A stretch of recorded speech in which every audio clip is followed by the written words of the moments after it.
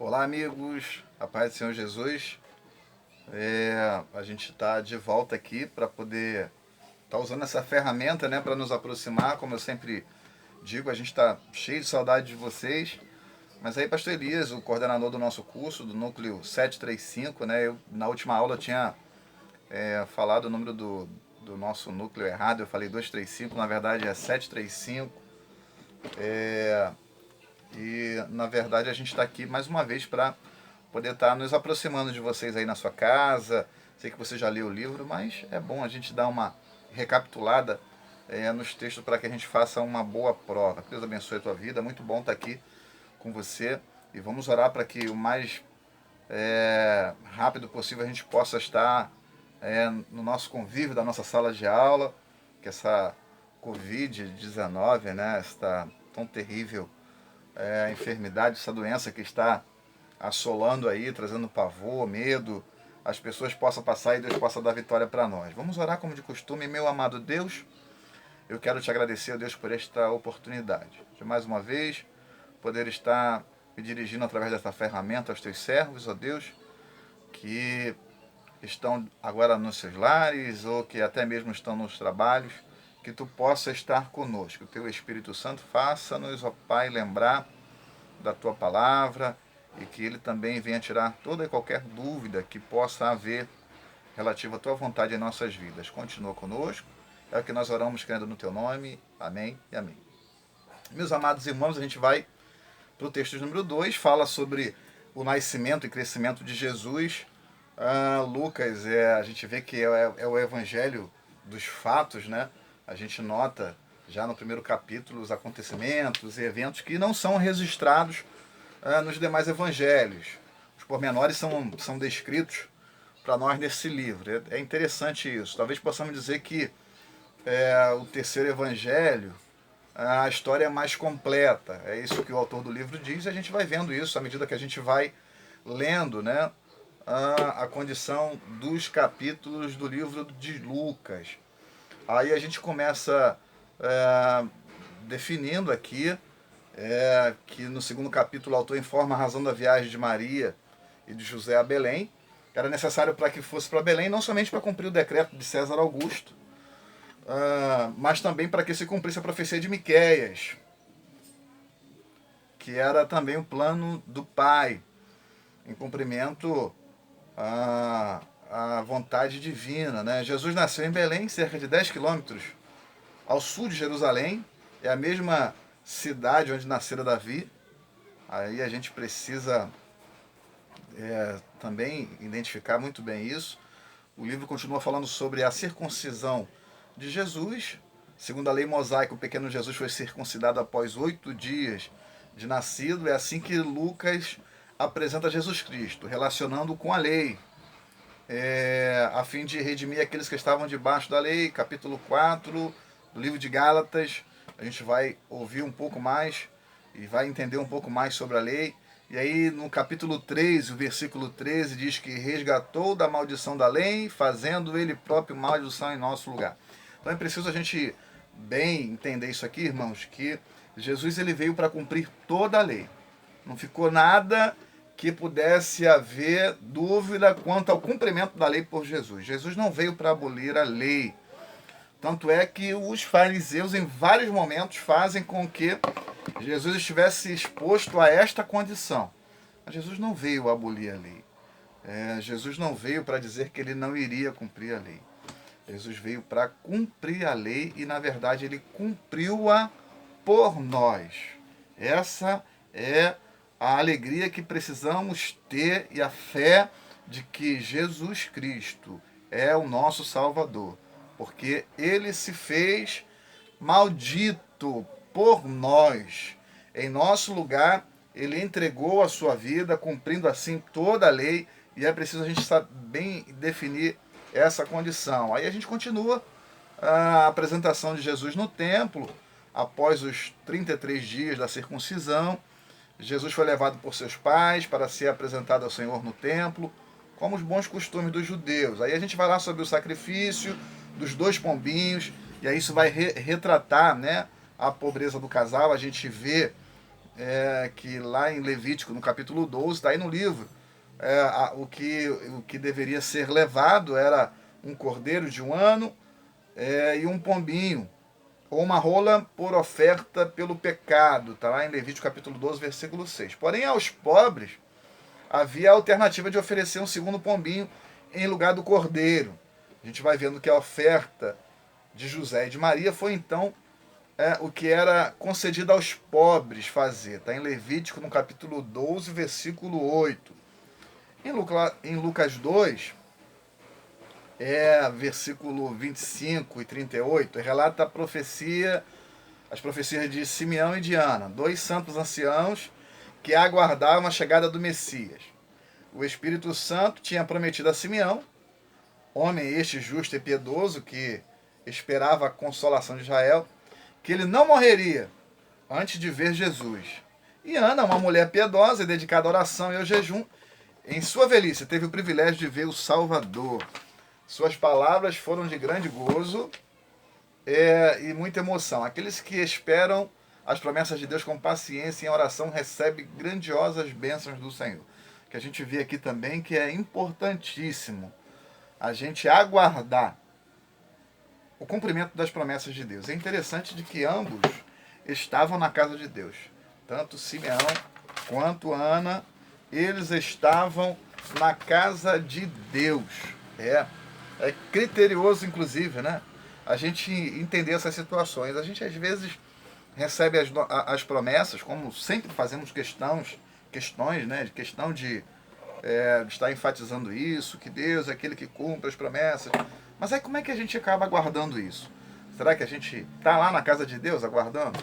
Ou a gente acaba esquecendo um pouco das coisas de Deus e vai tomar nossas atitudes para ver se a promessa chega? Eu pego carona com isso aqui.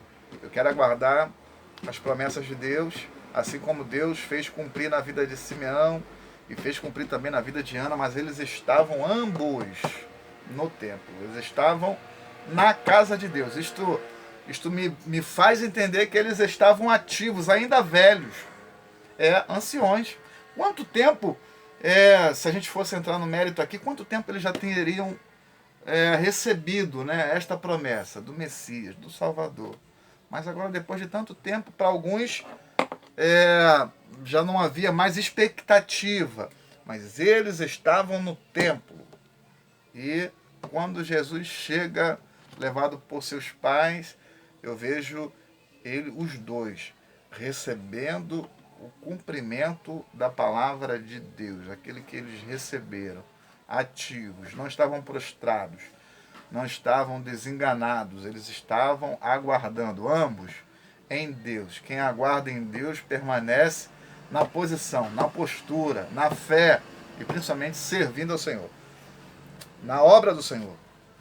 E aí a gente continua. Lucas discorre sobre a infância de Jesus, os evangelhos apontam alguns fatos relacionados com a sua infância. A gente vê que os 3 últimos anos de sua vida na terra, a gente vai vendo, nada de substancial é registrado em relação aos outros anos. O menino cresceu em Nazaré, era uma vila de fazendeiros, de comerciantes, de simples artesãos como José. A gente vai vendo que provavelmente José morreu e Jesus era jovem quando isso acontece, e sendo o filho mais velho ele precisava assumir esta condição. Então crê-se de que Jesus, depois da morte de José, seu pai, né, acredita-se nisso, de que ele assume as responsabilidades frente à sua mãe, à sua família, e também quanto à sua habilidade, né, de serviço, copiando, né, seguindo os passos do seu pai, que era carpinteiro. É provável de que Jesus exerceu isso até os 30 anos, né, essa condição, a gente acredita, porque foi aos 30 anos que ele inicia o seu ministério. Foi nesta mesma cidade que Jesus recebeu instrução apropriada a um judeu, tanto em casa como na sinagoga, ou seja, era responsabilidade. Ele não fugiu às suas responsabilidades, né? as suas atitudes, as suas atividades frente à sua mãe, à sua casa e também frente à obra de Deus, que era o que deveria se fazer na sinagoga. A liturgia do que acontecia também na sinagoga, ele era ensinado. Aí Jesus vai a Jerusalém, está aí no nosso livro. O autor vai discorrendo aqui. Jesus tinha apenas 12 anos quando foi juntamente com seus pais e irmãos, e ele foi a Jerusalém pela primeira vez a fim de festejarem a Páscoa. Foi nessa ocasião que Jesus confundiu os doutores do templo, respondendo às difíceis perguntas que lhe faziam e deixando os mudos diante da pergunta que lhe dirigia. Aqui também José e Maria foram relembrados quanto à origem divina, né? Foi quando eles, depois de um certo tempo, propriamente depois de alguns dias já caminhando, passa-se um dia, passa o segundo dia, aí eles se lembram de Jesus. Cadê Jesus? Mas Jesus não estavam com ele. Aí ele demora mais um tempo para chegar aonde Jesus estava. Acredito que foi 3 dias aí, até nesse discorrer. Bate numa porta, bate no outra, vai numa vila, vai na outra, vê com quem estavam as famílias, as pessoas mais chegadas, e Jesus não estava. Aí quando eles chegam lá no templo, Jesus estava lá. E foi nessa hora que eles puderam mais uma vez confirmar de que Jesus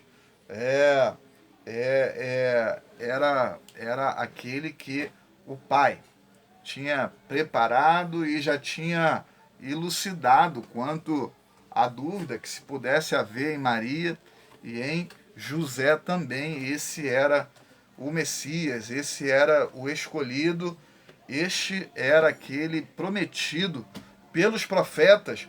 E aí quando Jesus responde aos seus pais, ele diz: olha, onde é que eu deveria estar? Não é verdade? E é bem interessante isso, irmãos. E a gente continua falando sobre o exemplo de submissão. Aí no nosso livro tá dizendo, Jesus Cristo se mostrou submisso não apenas a Deus, o Pai, mas também a seus pais terrestres. Dessa forma ele crescia em sabedoria, estatura e graça. E aqui no versículo de número 51 diz assim, ó: e desceu com eles e foi para Nazaré, e era-lhes sujeito, e sua mãe guardava no coração todas as coisas. Eu queria frisar aqui, e era-lhes sujeito, ou seja, ele obedecia pai e mãe. Ele era Deus. Mas nesse contexto de aprendizagem, ele obedecia aos seus pais. Está aí uma questão, obediência. Isso aí é algo que nós precisamos aprender. Era-lhes sujeito. Isso aqui é o seguinte: Jesus estava debaixo de uma condição humana dos seus pais. Isso aí, para receber ensinamentos e orientações. A gente vai vendo. Sobre os 18 anos seguintes, nada se sabe. Lucas prossegue a narrativa da vida de Cristo, e ele fala até sobre João Batista, que foi o seu precursor, anunciando, batizando com 30 anos. E aí a gente vai vendo. Jesus teria permanecido em Nazaré durante 30 anos, por quê? Primeiro, para cumprir com lealdade a responsabilidade doméstica de sua família. Segundo, ter experiência com as coisas sobre as quais ele deveria ensinar. E terceiro, conviver com os homens, identificando-se com ele para poder ajudá-los. Que esta aula seja de bênção para você, que o mais breve possível nós possamos estar juntos, que nesta